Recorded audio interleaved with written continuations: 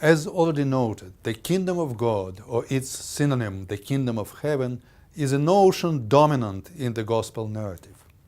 Let us look closely at its functions in the broader Jewish tradition. In the Hebrew Bible, God is portrayed as creator and master of the universe, the King of kings, ruling over the course of history. However, there is a constant awareness of what may be called not yet kingdom, since God's chosen people are still oppressed and ruled by others. Therefore, God is king only potentially, so to say in principle, de jure. It is only in the eschatological future that he will become king de facto. In the words of the prophet in chapter 14, "And the Lord will become king over all the earth.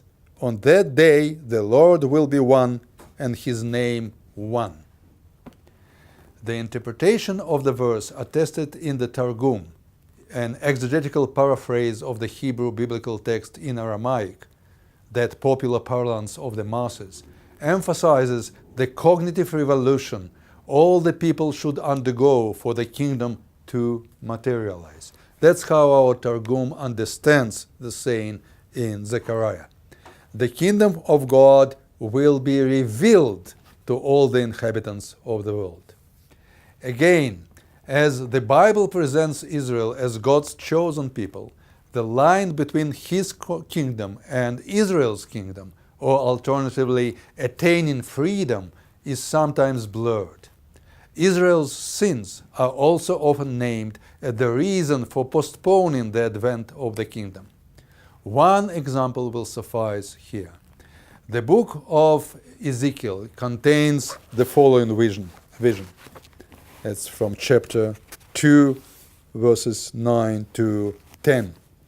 "And when I looked, behold, a hand was stretched out to me, and lo, a written scroll was in it. And he spread it before me, and it had writing on the front and on the back. And there were written on it words of lamentation and mourning and woe." Again, the Aramaic Targum explains what exactly were those words of lamentation. That's its explanation. "If the house of Israel transgresses the Torah, foreign nations will rule over her." It will be the kingdom of the foreign nations. "But if they keep the Torah, mourning, tribulation, and lamentation will depart from her," from Israel. The same idea is taken upon in Sifre, an early rabbinic midrash on Deuteronomy 32:29. The biblical text says plainly, "If they were wise, they would understand this. They would discern their latter end." But the Midrash elaborates, "If Israel kept the words of the Torah given to them, no people or kingdom would rule over them." And what does the Torah say? "Take upon you the yoke of my kingdom and emulate one another in fear of God and practice kindness to one another." This dependence of the doing of the kingdom on the deeds of Israel, however, disappears completely in the apocalyptic scenario found in Daniel 7, the passage we already discussed earlier.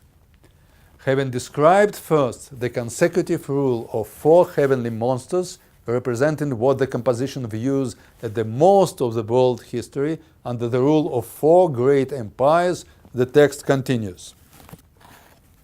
"As I looked, thrones were placed, and one that was Ancient of Days took his seat. His raiment was white as snow, and the hair of his head like pure wool. His throne was fiery flames, its wheels were burning fire. And as I looked, the beast was slain, and its body destroyed and given over to be burned with fire.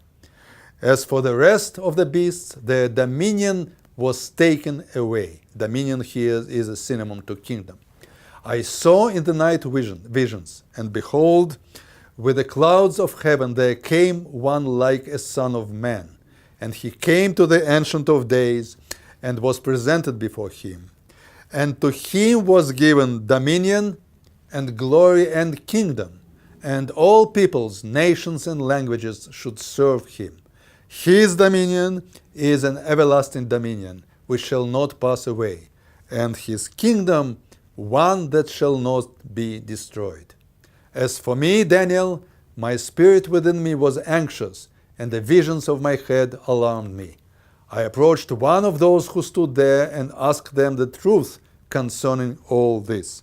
So he told me, and made known to me the interpretation of the things. These 4 great beasts are 4 kings who shall arise out of the earth.